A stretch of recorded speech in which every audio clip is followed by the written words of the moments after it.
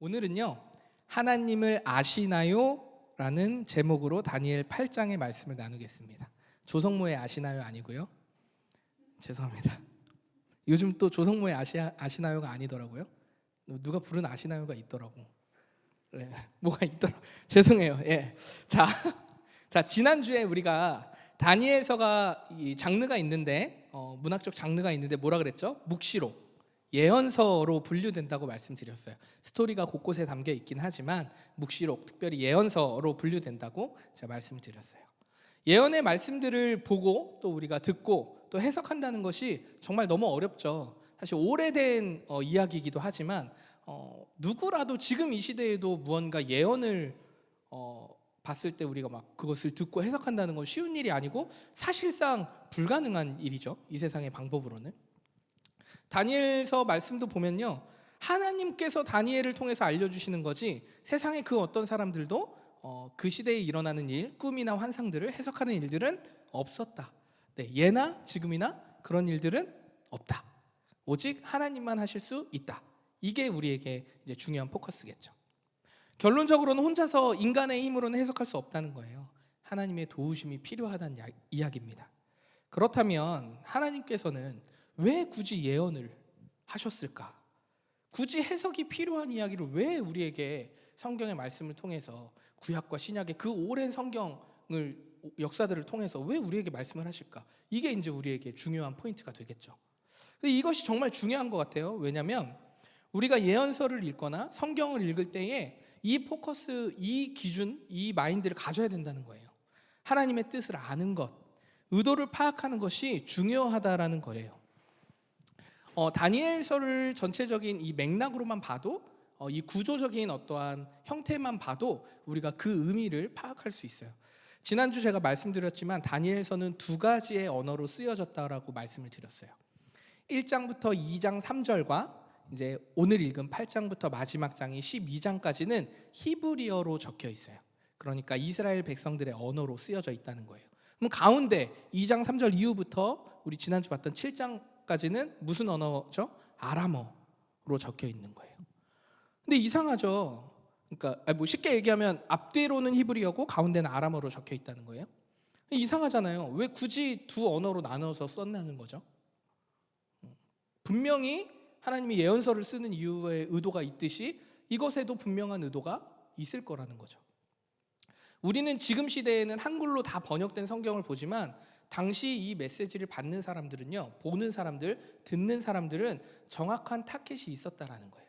그래서 1차 수신자라고 얘기하죠. 성경을 처음 공부하기 시작하면요, 이 성경이 저자가 누구며 이 성경이 누구에게 가장 먼저 읽혔느냐, 이것을 아는 것에서부터 성경을 이해하는 거에 시작이 되는 거거든요. 똑같은 거예요. 히브리어로 쓰인 이유는 히브리인들에게 더 먼저 읽히게 하기 위함이었겠죠. 히브리인들에게 주는 메시지였을 거예요. 그럼 아람어는 무슨 뜻일까요? 그럼 아람어가 뭔지 저도 몰라요. 아람어가 뭔지. 근데 아람어라고 하니까. 자, 그러면 제가 이 배경을 좀 살펴보니까요, 당시의 외교적 언어가 아람어였어요. 그러니까 쉽게 얘기하면 지금 우리가 무슨 외교 나가면 다 통역하잖아요. 근데 대부분은 뭐 영어로 우리가 대화를 하잖아요. 이것처럼 전 세계 그 당시에 고대 중동에는 전체적인 그 외교의 언어가 아람어로 사용되어졌다는 거예요. 그러니까 아람어로 보통 지내고 있는 거예요. 이스라엘은 히브리어도 알지만 포로로 잡혀왔지만 지낼 때 무슨 언어를 쓴다는 거예요? 아람어로 서로 대화하고 소통하고 있었다는 얘기예요. 그러면 이 아람어를 듣는 2장부터 7장까지 들었던 이 메시지를 보는 사람들은 누구예요? 1차 수신자가 이스라엘을 포함하여서 더 확장된 거예요. 그 당시에 이스라엘이 아닌 모든 사람들에게도 이 메시지가 주어져야 한다라는 의도를 가지고 있다라는 거예요. 이처럼 우리는 성경을 읽을 때에 하나님의 뜻이 무엇일까에 대한 질문을 가지고 항상 말씀을 읽어야 된다는 거죠. 하나님은 어떠한 분일까? 이런 질문이 우리에게 필요하다라는 거예요. 이런 질문을 가지지 않고 성경을 읽기 시작하면요, 때로는 이런 때도 있죠. 점 보는 것처럼 이 말씀이 이렇게 힘든 나에게 위로가 됐구나, 이렇게 생각할 수 있다라는 거죠. 그래서 우리는 성경을 보고 묵상을 하거나 큐티한다고 하죠. 하나님의 말씀을 묵상하고 곱씹고 되새기고 마음을 돌이켜서 하나님의 뜻을 분별하는 걸 큐티한다라고 얘기하는데, 이 큐티한다라는 것은 결국에 하나님이 어떤 분인가, 하나님은 우리에게 오늘 이 말씀을 통해서 무슨 말씀을 하시려고 하는가, 이 두 가지의 질문으로 시작돼야 된다는 거예요. 자, 조금 더 앞으로 가서 다시 설명을 해볼게요. 다니엘서의 히브리어로 쓰여진 앞 뒤에 이 장들은요, 이스라엘 백성들의 운명에 관한 하나님의 말씀들이에요. 그래서 너희가 포로지만 어떻게 될 것이다 라는 좀 예언적 의미, 이스라엘 백성 너희들은 나의 자녀들인데, 너희가 택한 백성들인데 너희들이 어떻게 될 것이다 라는 좀 이스라엘 백성들의 그 이후의 삶에 대해서 얘기하시는 거라면, 아람어로 쓰여진 장들은 이스라엘뿐만 아니라 좀 더 큰 차원에서의 메시지가 있어요. 뭐예요? 하나님이 왕들이 바뀌고 역사가 바뀌지만 결국 누가 통치한다? 하나님이 내가 통치하고 있다라는 메시지를 전달하기 위해서 아람어로 쓰여진 거죠. 그래서 생각해보면 2장부터 느부갓네살 왕이 꿈을 꿔요. 그리고 뭐 풀무불의 일도 읽고, 뭐 그 다음에 벨사살 왕도 뭐 벽에 쓰여지는 글씨를 보기도 하고, 이런 것들은 결국 누가 일어난 일이에요? 이스라엘 백성들에게 일어났던 일은 아니에요. 1장은 어때요? 이스라엘 백성들이 포로로 끌려가는 장면이 나오잖아요. 그러니까 이 차이가 있다라는 거예요. 다니엘서는 그런 기준을 가지고 말씀을 읽으면 조금 더 도움이 될 겁니다. 자, 서론이 길었어요. 오늘 다니엘 8장의 말씀을 우리가 함께 나눌 때에도 지금 제가 이 말씀드린 포커스를 잘 가지고 읽어야 묵시록, 예언서는 이해하기가 조금 더 쉬워요. 저도 오랜만에 다니엘서를 보고 또 묵상하고 공부하면서 정말 많은 하나님의 은혜가 있었거든요. 그리고 하나님이 어떠한 분인지 새롭게 깨닫는 은혜가 또 있었어요. 여러분들에게도 그런 은혜가 있기를 간절히 소망합니다. 자, 하나님을 깊이 아는 것을 좀 오늘 이 예배를 통해서 깨달았으면 좋겠고요. 더 나아가서는 여러분의 삶의 소망을 하나님 통치하신다라는 그 뜻 안에서 삶의 소망을 좀 발견하는 것도 좀 저는 기도하면서 나오더라고요. 그래서 여러분들의 삶에 정말 진정한 하나님의 소망을 발견하는 그런 은혜의 시간 되시기를 소망합니다. 우리는 지난주 이제 7장까지 내용을 잠깐 돌이켜 볼까요? 바벨론의 벨사살 왕이 된 첫 해에 이제는 세상의 왕들이 아니라 누가 꿈을 꿔요? 다니엘이 꿈을 꿔요. 그래서 다니엘이 처음 꿈을 꿉니다. 벨사살 왕이 딱 첫 해에 바벨론의 왕이 딱 된 다음에. 근데 그 꿈 기억나세요? 독수리의 날개가 달린 사자처럼 생긴 짐승. 그러니까 사자는 아니고 독수리도 아니고, 그리고 곰같이 생긴 짐승, 그리고 표범처럼 생겼으나 머리가 4개인 짐승, 그리고 마지막으로 뭐였어요? 뿔이 10개나 달린 이름도 없는 무섭고 강하게 생긴 짐승. 이렇게 4 짐승이 나왔죠. 사실 짐승이라고 하기엔 뭐 한다고, 저는 괴물이라고 부르고 싶다고 얘기했죠. 우리 상상해도 너무 무서우니까. 근데 이 꿈에 나타난 이 4 짐승은 중요한 나라를 의미한다고 얘기했어요. 그 4개의 나라가 있는데, 첫 번째는 뭐였어요? 바벨론이라는 나라. 이 순서대로예요. 이제 독수리 날개 달린 사자처럼 생긴 짐승과 바벨론, 그리고 곰같이 생긴 짐승이 메데 바사라고 불리우는, 요즘 우리가 잘 이해하기 위한 국가의 이름은 페르시아라고 이해하시면 되고, 그리고 표범처럼 생긴 머리가 4개 달린 짐승은 헬라라 불리는 그리스, 그리고 로마, 뭐 이런 식으로 이해하면 된다고 얘기했죠. 자, 세계사 역사에도 기록되어 있는 이런 역사적 사실들이 있어요. 근데 성경적으로 이게 먼저 쓰여졌고 예언되었다는 것이 참 놀랍기는 해요. 그래서 우리는 지난주 이 7장의 말씀을 통해서 하나님의 통치가 정말 어떻게 이루어지는지, 정말 큰 역사의 사실들, 지금 우리가 뭐 4개 나라 이렇게 간단하게 얘기했지만 사실 이 4개 나라의 이 역사가 몇백 년의 역사예요. 그러니까 엄청난 스토리를 그냥 한 장에 담아 있는 거죠. 네. 그래서 하나님의 통치가 그 역사 가운데 이루어지고 있다. 그래서 우리가 하나님 나라를 소망하고 붙들고 또 하나님의 나라의 모형인 교회 공동체로서 하나님의 사랑을 확인하고 경험하고 배우는 것이 우리에게 필요하다. 이거를 제가 지난주 설교 때 말씀드렸어요. 근데 이제 오늘이 됐어요. 오늘이 아니죠. 이제 8장이 됐어요. 8장. 지난주에도 한 명 그냥 보냈는데 죽었다 그래가지고 오늘 죽었다 그래서. 네. 오늘 8장에서 다니엘은요 이제 2번째 꿈을 꿉니다. 근데 이 언제 꿈을 꿨냐면 벨사살 왕이 통치한 지 3년째 되던 해래요. 그러니까 첫 꿈을 꿨을 때가 첫 해라고 했으니까 3년째라니까 2년이 흐른 후에 한 번 더 꿈을 꾼 거예요. 근데 꿈의 내용은 좀 달랐지만 꿈의 해석을 좀 보면요, 7장이랑 좀 비슷비슷해요. 8장 오늘은 같이 읽진 않았지만 8장 15절 이후에 가브리엘 천사가 이제 하나님의 명령에 따라서 이제 꿈을 해석해 줍니다. 근데 그걸 보니까 7장에 나왔던 나라들이 또 이제 다시 정확한 이름으로 다시 한번 또 드러나게 되죠. 자, 이제부터 그럼 8장의 꿈을 하나씩 살펴볼게요. 환상 가운데 이제 다니엘의 환상이에요. 다니엘이 환상 가운데 꿈을 꾼 거죠. 꿈 가운데 자신이 어디에 있냐면 엘람 지방 수산성 을레 강가래요. 저도 잘 모르겠어요. 엘람 지방 수산성의 을레 강가에 서 있었대요. 근데 거기서 이제 보는데 강가를 보니까 2개의 뿔을 가진 숫 양이 있었대요.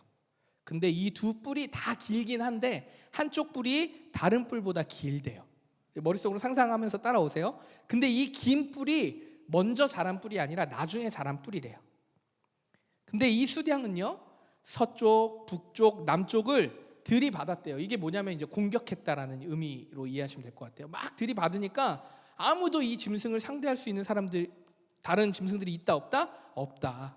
그래서 숫양은 계속해서 강해지는데 자기 좋을 대로 막 행하면서 더 강해졌다라고 얘기해요. 그래서 이거 여기서 끝난 줄 알았는데 이게 무슨 뜻인가 다니엘이 생각하려고 할 찰나에 서쪽에서 이제 또 다른 짐승이 나옵니다. 짐승인가요? 숫염소가 나타납니다. 근데 이 숫염소가 나타나서 땅을 두루 다니더래요. 근데 발이 땅에 닿지 않을 정도로 빨리 달린대요. 막 다니나 봐요. 그리고요, 어떻게 생겼냐면 이 두 눈 사이에는 눈에 띄는 뿔 하나가 나 있대요. 유니콘인가요? 유니콘 위에 달렸나? 눈 뒤 사이에 눈에 띄는 뿔이 하나가 달려 있대요. 숫염소가. 근데 이 숫염소가 어디를 향했냐면 숫양에게 달려가서 2뿔을 부숴버렸대요.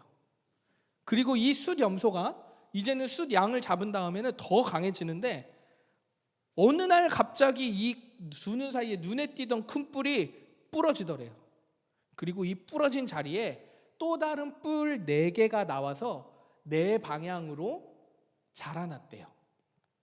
우선 여기까지, 일단 여기까지 이해가 잘 되셨죠? 우선 여기까지 한번 우리가 꿈을 한번 생각해 볼게요.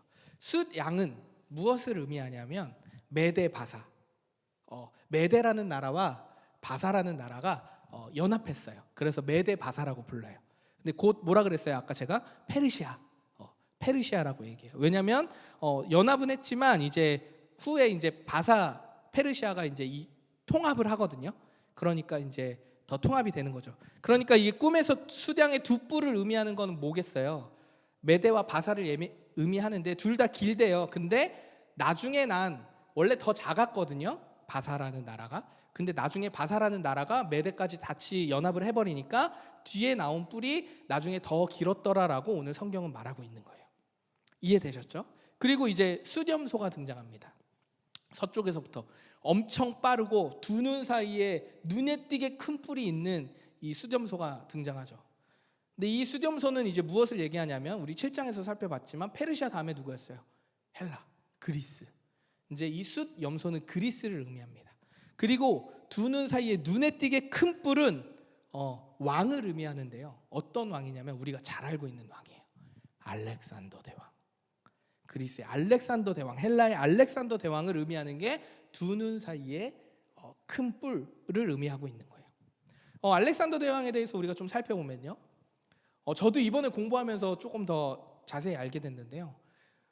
생각보다 훨씬 더 젊은 나이에 왕이 됐더라고요. 20살쯤에 왕이 돼서 거의 무적에 가까운 승리를 거뒀더라고요. 그래서 제가 지도를 준비하진 못했지만 당시에 그리스가 점령한 땅을 보면 진짜 어마어마합니다. 엄청 많은. 그러니까 알렉산더 대왕이 지금까지도 뭐 훌륭한 뭐 지도자 뭐 이렇게 표현하기도 하잖아요. 근데 또 재밌는 것은 이 알렉산더 대왕을 지도했던 사람이 지도했던 철학가가 있어요. 우리가 잘 알고 있는 아리스토텔레스가 알렉산더 대왕의 철학 가르쳤던 스승이라고 하더라고요. 어찌됐건 알렉산더 대왕은 역사에서도 보듯이 워낙 강하고 또 위대한 사람이었다라는 거예요. 근데 이 숫염소 결국 그리스죠. 이 그리스가 또 숫양의 2뿔을 꺾었다는 것은 결국 그리스가 페르시아를 정복했다라는 것을 의미하는 거겠죠. 그래서 이제 페르시아라는 나라는 역사 속에서 사라집니다. 이제 딱 이제 헬라, 그리스가 이제 지배를 하게 된 거죠. 사실 우리가 지금 글로 이렇게 짧게 읽어서 이 시간적 흐름이 와닿지는 않겠지만, 이 그리스가 페르시아를 정복했다는 것은요, 그리스가 세워지고 난 다음에 200년 전도 후에 일어난 일이에요. 200년 전가 후에, 그러니까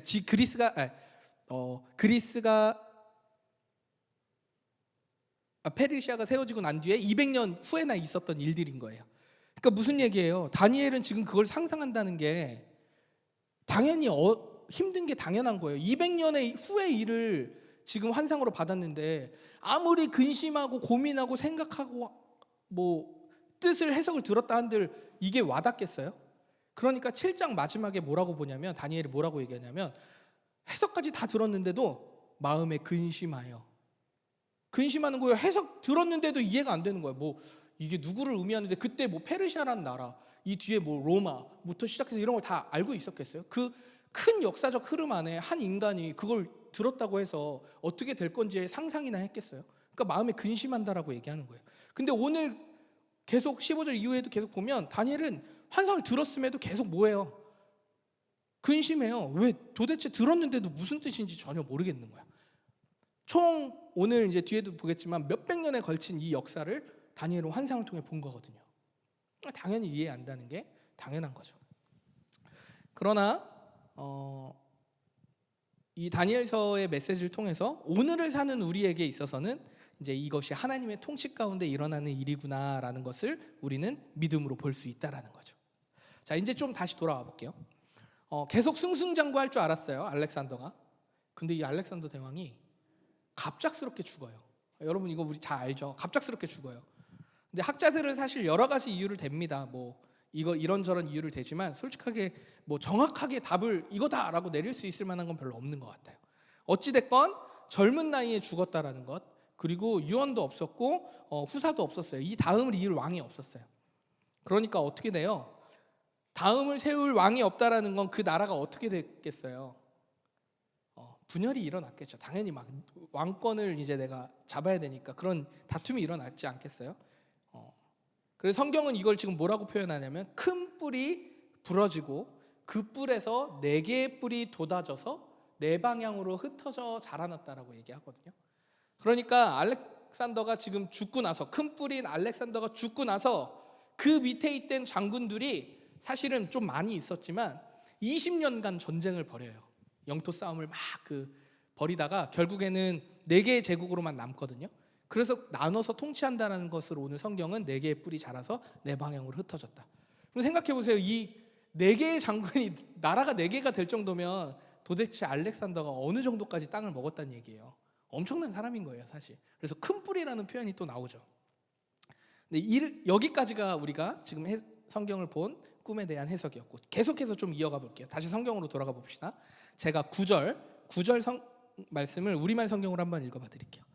그 가운데 4개의 뿔 가운데, 흩어진 4개의 뿔 가운데 한 뿔에서 또 작은 뿔 하나가 돋아서 남쪽과 동쪽으로 영광스러운 땅을 향해 매우 크게 자랐습니다. 제가 우리말 성경으로 읽어드렸어요. 이 뿔이 자라서 영광스러운 땅을 공격하고 하늘 군대만큼 자랐다라고 이 뒤 구절은 얘기하고 있어요. 스스로 하늘 군대의 왕임을 자처하고요, 하나님께 날마다 드리는 제사와 성전을 없애요. 그리고 그 뿔로 인해서 백성들은 죄를 범하고요, 진리는 땅에 떨어졌다라고 지금 성경은, 우리가 읽은 본문은 계속 얘기하고 있어요. 그리고 천사들이 거룩한 자들 2명이라고 해야 되겠죠, 대화하는 것을 다니엘이 또 듣게 됩니다. 그래서 한 명의 거룩한 자가 물어요, 다른 거룩한 자에게. 이 환상의 일들이 얼마나 지속될까요? 이렇게 핍박받고 성전의 제사가 드리지 못하는 일들이 어떻게 될까요? 라고 물으니까 또 다른 거룩한 자 가브리엘입니다. 이 가브리엘이 뭐라고 대답하냐면, 밤낮 2300일, 정확하게는 개역개정으로는 뭐라고 얘기하고 있냐면 2300주야라고 개역개정에는 얘기하고 있는데, 이것은 사실 해석하기가 조금 여러 가지 방향이 있어요. 2300일이 지나야 성전이 깨끗해진다. 요건 좀 나중에 설명을 해줄게요. 어찌됐건 여기까지가 2300주야까지 이어질 것이다 라는 것이 다니엘이 뒤에 꿈꾼 환상입니다. 자, 이제 여기까지 하나씩 살펴볼게요. 흩어진 4개의 뿔 중 한 뿔에서 작은 뿔이 나왔대요. 이 한 뿔은요, 하나의 흩어진 왕국의 이름을 얘기하는데요. 저도 잘 외워야 돼. 셀레우코스라는 왕국이래요. 셀레우코스라는 장군이 세운 왕국이에요, 원래는. 근데 이 셀레우코스라는 왕국에 작은 뿔이 돋아났다라고 얘기하죠. 아까는 큰 뿔은 알렉산더였죠. 작은 뿔이 돋아났는데 이 작은 뿔도 왕입니다. 근데 이름이 누구냐면 안티오코스 4세를 가리키는 게 작은 뿔이에요. 다시 4개의 흩어진 뿔 중 하나에서 작은 뿔이, 한 뿔에서 작은 뿔이 나와요. 근데 그 하나의 뿔의 이름이 셀레우쿠스라는 왕국인데 이 왕국의 왕이 작은 뿔을 의미하는 안티오코스의 4세라는 뜻입니다. 이해됐어요? 이게 무슨 얘기예요, 목사님? 이거 도대체 무슨 이름도 어렵고, 저도 보면서 공부하면서 좀 어려웠어요. 근데 이 안티오코스 4세는요, 왜 작은 뿔이라고 표현을 했을까 하고 저도 좀 찾아보니까 자신이 좀 작은 뿔이라고 할 수밖에 없는 게 이 사람이 왕으로 즉위할 때까지 되게 뭐 이렇게 자연스럽게 땅 하고 나타난 것도 아니에요. 자신의 형이 죽으니까 셀레우쿠스 이제 4세가 딱 죽고 나서 조카가 왕이 돼야 되는데 이제 힘겹게 조카를 누르고 왕이 된 사람인 거예요. 그러니까 좀 작은 뿔로 표현될 수밖에 없는 것 같아요. 근데 또 한편으로는 영적인 의미로는 이 안티오코스 4세가 정말 악한 왕이었어요. 이후에 보는 성전을 막고 이런 모든 악행을 저지른 왕이 바로 안티오코스 4세거든요. 그러니까 작은 뿔이라고 표현한 것은 아닐까라는 생각을 좀 해봅니다. 아마도 유대인들에게 있어서는요, 안티오코스 이 4세는요 정말 입에 담기도 어려울 정도로 싫고 뭐 듣기 싫어할 조차 어려워했을 왕이 바로 안티오코스 4세라는 거죠. 엄청 악독해요. 이 사람이 한 일을 성경에 있는 말 포함해서 제가 더 많은 얘기를 한번 해볼게요. 일단 영광스러운 땅을 향했다라고 성경은 얘기하잖아요, 개역개정에서는. 그게 무슨 뜻이냐면 이스라엘의 예루살렘을 점령했다는 뜻이에요. 그러니까 나타나서 영광스러운 땅을 향해서 이스라엘까지 점령했다는 거예요. 예루살렘을 딱 점령했어요. 그 다음에 어떻게 하냐면, 예루살렘 하면 성전이잖아요. 이 유대인들의 성전이 있잖아요. 이 성전에 뭘 세우냐면 제우스 신상을 세웁니다. 그리고 이 제우스 신상 앞에 절을 하라고 얘기해요, 사람들에게.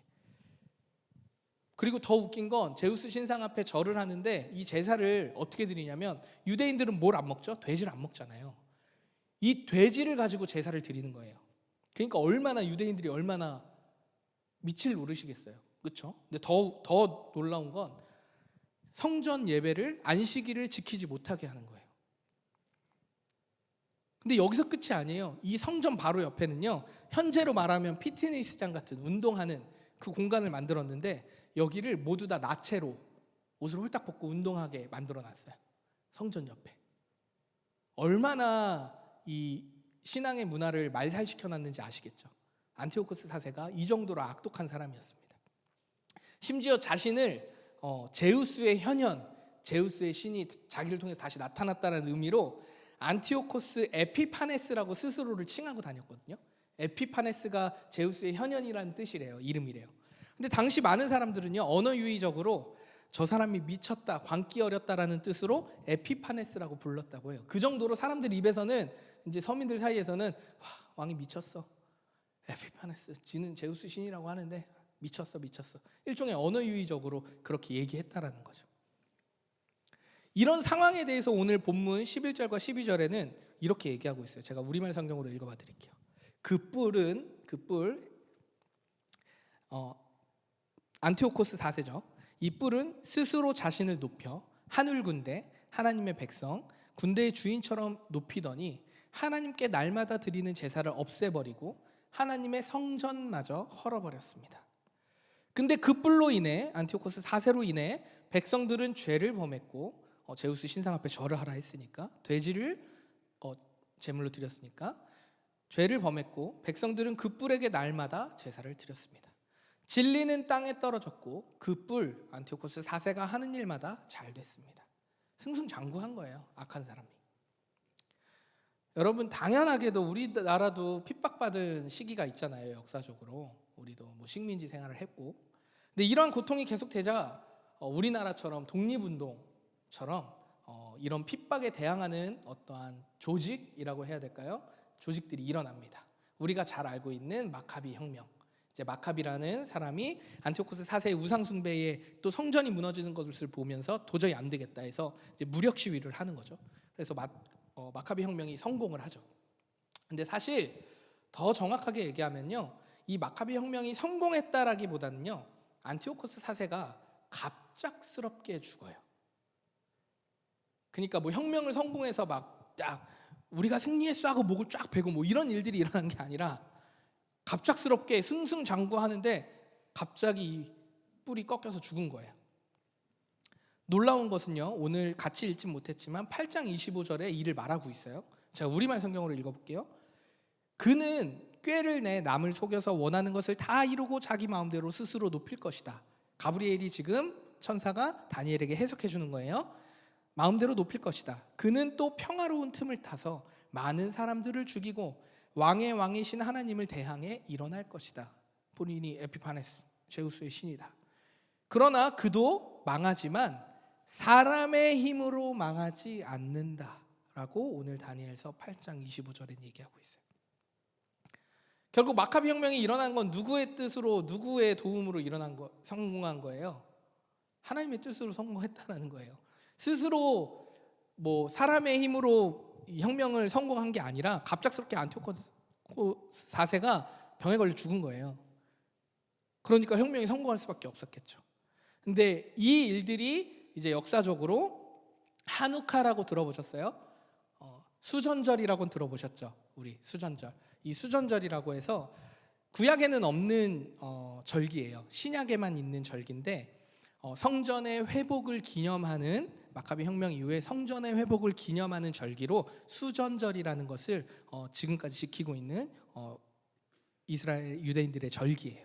그래서 이때부터 시작된 절기가 수전절이라 하누카라고 불려지는 절기라는 거죠.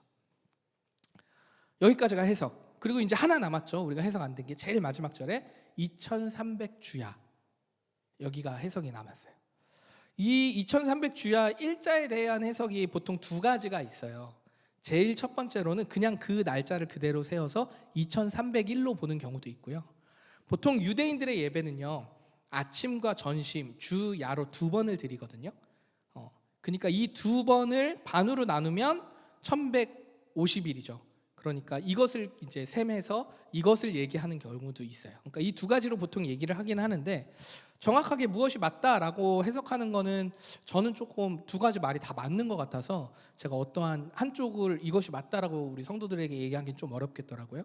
그런데 여러분들에게 정확하게 얘기할 수 있는 건, 무엇이 뭐 일자가 그 2300주야를 의미하는 것이 2300일이냐 1150일이냐 이것은 뭐 중요한 것은 아닌 것 같아요. 진짜 중요한 건 뭐냐면, 분명히 확실한 것은 이 고통받는 핍박의 시간이 정해져 있다라는 거. 2300일이든 1150일이든 하나님이 정하신 그 허락하신 그 때까지만 진행된다라는 것. 이것은 확실한 거죠. 그렇죠? 날짜는, 정확한 날짜를 알 수는 없어도 결국 안티오코스 4세의 교만은 끝이 난다라는 거예요. 하나님이 정하신 때에 허락하신 기한이 있다라는 겁니다. 이게 우리에겐 더 중요한 것이지 2300일이 더 중요하냐 1150일이, 물론 학자들에게는 중요할 수 있고 또 그게 해석이 된 다음에 또 다른 어떠한 영역의 신학적인 해석들이 일어날 수는 있겠지만, 오늘 우리 본문에서는 우리는 하나님이 정하신 때가 있다, 그때까지 안티오코스 4세의 만행은 반드시 끝이 있다라는 것을 우리는 알 수 있다라는 거죠. 자, 여기까지가 다니엘이 본 두 번째 환상에 대한 해석이었어요. 수염소 드러났고요. 수염소에 큰 뿔이 꺾이자 네 뿔이 나오고, 네 뿔 중에 한 뿔에서 작은 뿔이 나왔는데 이 작은 뿔이 안티오코스 4세.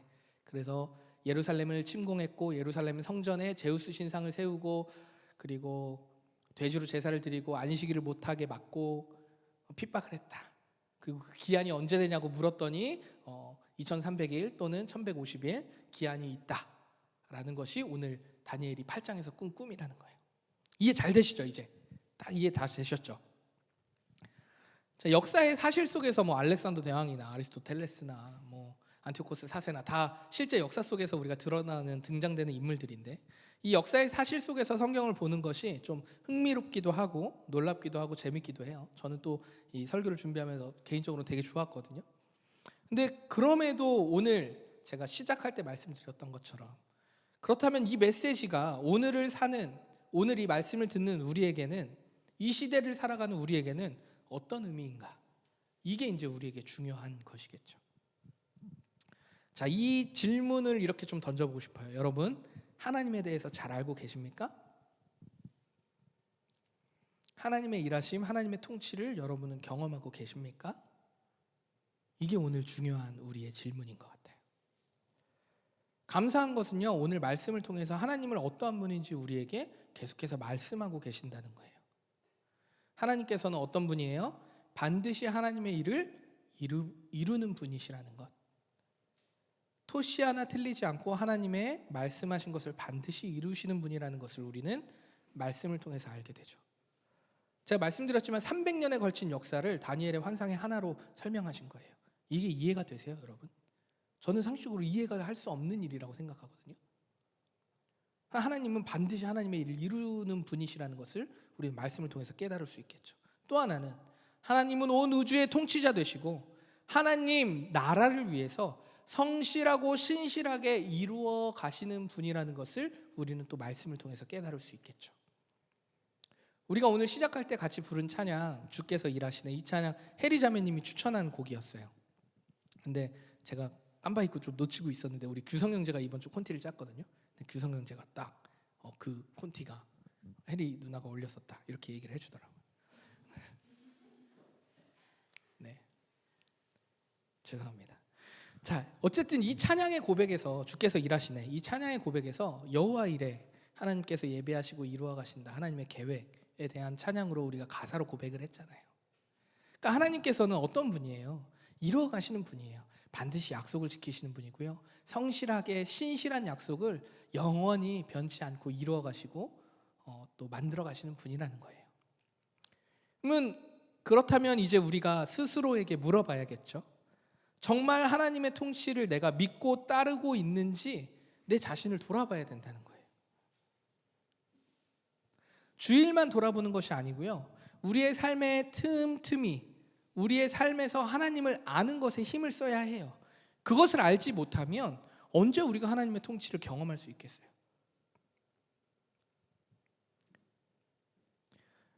무너진 성전, 안식일을 지키지 못하는 그 무너진 성전처럼 이 시대의 무너진 예배를 회복하기 위해서 우리가 해야 할 것이 무엇이냐고 묻는다면 저는 당연하게도 이것을 얘기하고 싶어요. 하나님을 아는 것. 그리스도로 살지만 하나님을 아는 것에 정말 많이 무뎌진 시대 같아요. 저는 성전이 무너진 것처럼 이 시대에 그리스도인들이 많지만 나를 포함해서 하나님을 아는 것에 우리가 얼마만큼 애를 쓰고 있는가? 그게 비단 성경을 읽고 기도하는 것만을 얘기하는 게 아니고요, 우리의 일상에 통치하시는 하나님을 경험하기 위해 우리가 하나님을 아는 것에 얼만큼 애를 쓰고 있느냐라고 질문했을 때 과연 우리가 대답할 수 있는 사람이 몇이나 있겠냐는 거죠. 이 시대에 무너진 성전의 모습이 아닐까라는 생각을 저는 하게 됩니다. 하나님을 아는 것에 우리가 관심을 갖기보단요, 우리의 욕심과 욕망에 이끌려서 자꾸 다른 것에 관심을 갖게 되는 우리의 모습, 이것으로 우리가 회개해야 된다는 거죠. 오늘 8장 4절에 보면요, 숫 양이 나타나서 막 다 자기 뜻대로 잘 되니까 일이 들이받고서 사방으로 들이맞는데 다 막 승리하니까 뭐라고 얘기하냐면 자기 마음대로, 자기 뜻대로 행하여 강해지더라라고 얘기해요. 어디서 많이 들어본 말씀 아니에요? 소견에 오른 대로 행하여. 우리는 본성적으로 하나님을 아는 것에 멈춰지는 순간, 하나님이 어떠한 분인지, 내 삶에 어떻게 통치하시는지, 일하시는지, 하나님 어떠한 분인지를 알지 못하는 것, 그 순간이 멈춰지는 순간 어떻게 되냐면 우리는 소견에 오른 대로, 내 마음대로 행하는 삶이 되는 것이 당연하다라는 거예요. 평소에는 욕심 같지도 않은 욕심을 가지고 있다가도 하나님 앞에서는 욕심 같지도 않아 이렇게 하다가도 하나님과 딱 멀어지는 순간, 하나님이 어떤 분인지 모르는 순간 교만이, 이 욕심이 잉태되는 거죠, 우리 삶에. 그리고 열매를 맺기 시작합니다. 그 욕심이 커져요.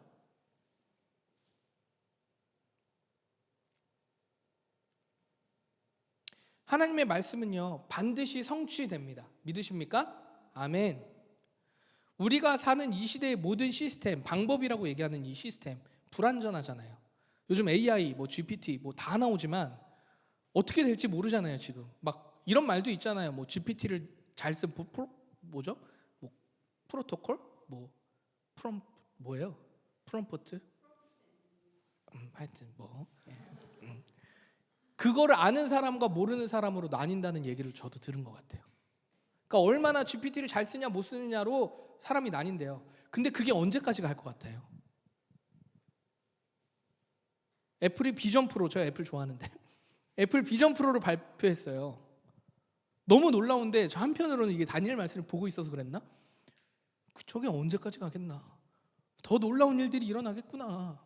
기술은 계속 발전하겠구나. 근데 그게 완전한가요? 우리가 가진 사고와 기준, 이거 완전한가요? 불완전하지 않나요?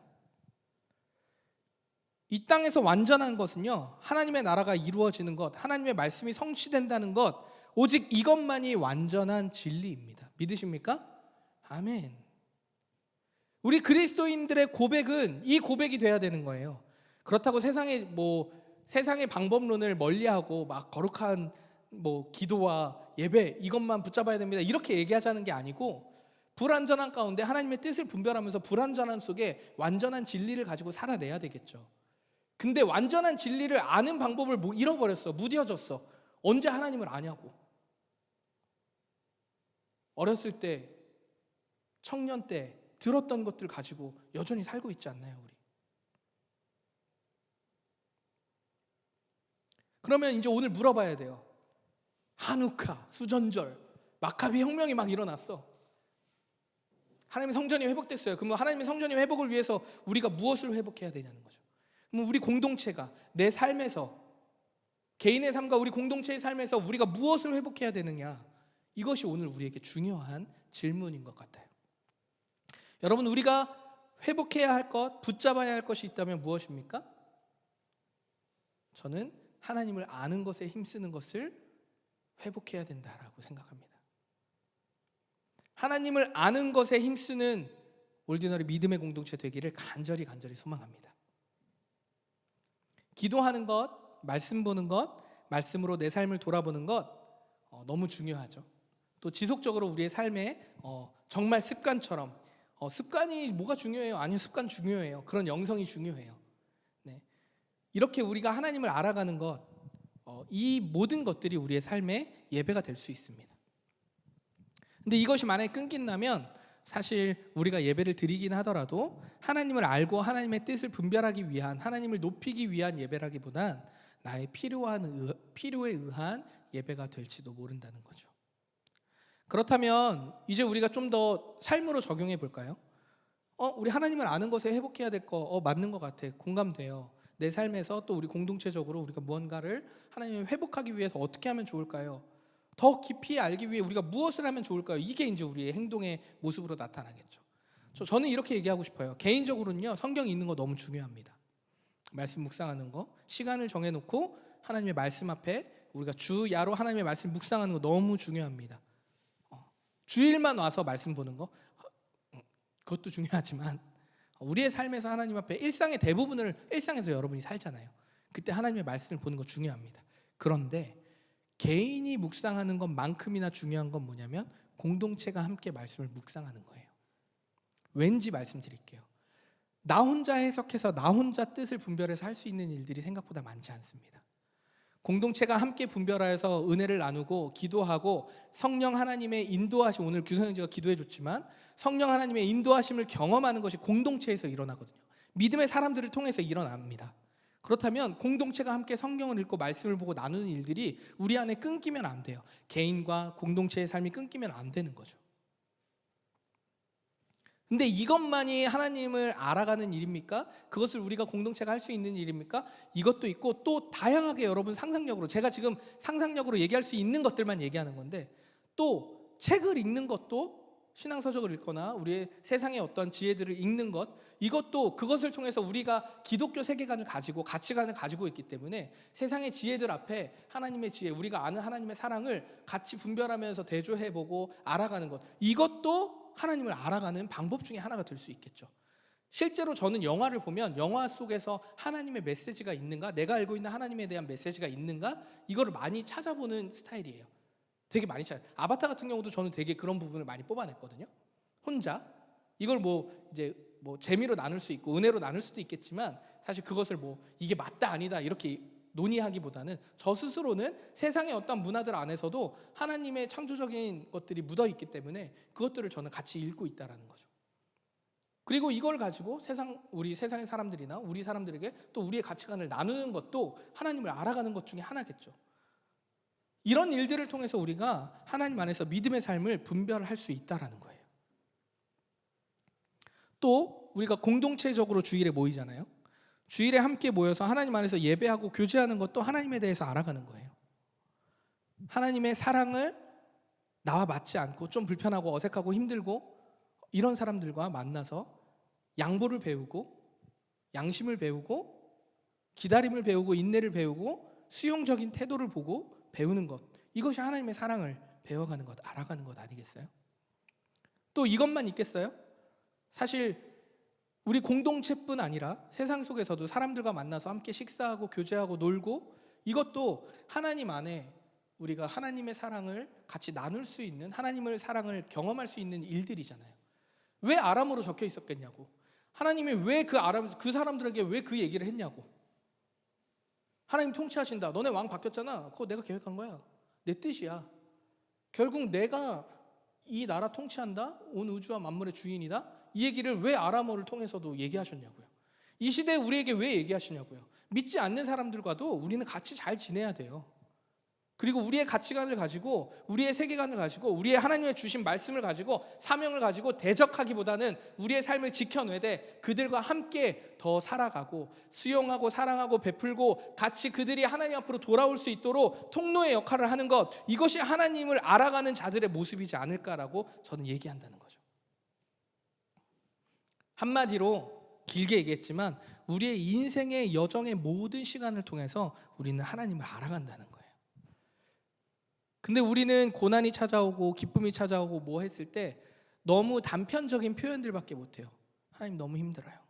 너무 고통스러워요. 왜 이 고난이 나에게? 하나님 너무 기뻐요. 하나님 감사해요. 이것 외에 감사와 기쁨과 표현되는 아웃풋이 크게 많지 않은 것 같아요. 수많은 감정을 우리에게 주셨고 하나님을 닮아서 창조적인 생각과 태도와 마음들을 우리에게 주셨음에도 불구하고 우리는 되게 단편적이죠. 인생의 여정을 통해 하나님을 알아가는 것입니다. 그리고 가장 중요하진 않은데 이걸 여러분들이 꼭 얘기해 드리고 싶었어요. 개인의 삶에서 여러분이 기도하고 믿음으로 도전해 보셔야 돼요. 여러분의 신앙의 문화를, 루틴을 만들어 보셔야 돼요. 그게 꼭 성경 읽고 말씀 보라는 게 아니에요.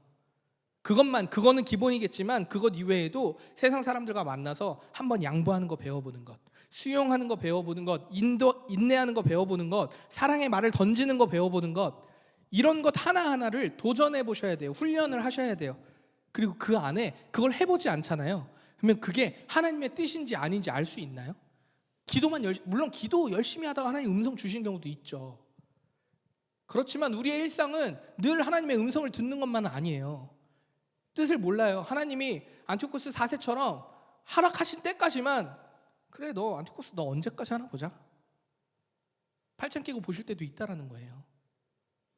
그러니까 우리는 도전해봐야 돼요. 믿음으로 우리의 믿음의 가치를 가지고 예수 그리스도의 사랑을 가지고 우리의 삶에서 무던히 노력해봐야 돼요. 하나님의 뜻이 무엇인지 도전을 해봐야 된다는 거예요. 그 시행착오를 겪지 않으면요, 도대체 언제 하나님의 뜻을 분별할 거야.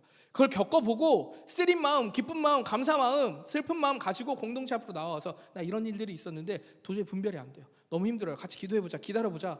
이건 이렇게 하는 게 좋을까? 저렇게 하는 게 좋을까? 그게 좋을까요? 아닐까요? 이런 대화 문화들이 우리 안에 세워져 가야 된다는 거예요. 자, 사랑하는 성도 여러분, 다시 한번 묻겠습니다. 여러분, 하나님을 잘 아십니까? 하나님에 대해서 얼마나 아십니까? 저에게 하는 말 같아 매우 찔리는데, 물론 우리가 아무리 노력해도 전지전능한 하나님의 전부를 알 수는 없겠죠. 하지만 적어도 우리의 인생을 돌아보고 우리의 인생 가운데 하나님의 뜻을 나타내 주시는 분이라는 걸 우리는 알아요. 그래서 우리의 삶에 인도하시는 하나님의 뜻을 분별하는 것은 할 수 있지 않을까요? 하나님은 우리 아버지 사랑이기 때문에 우리를 그렇게 돌보시고 인도하시지 않을까요? 여러분 하나님 앞에 거룩함으로 기쁘고 즐겁고 행복하게 잘 살아내고 싶으십니까?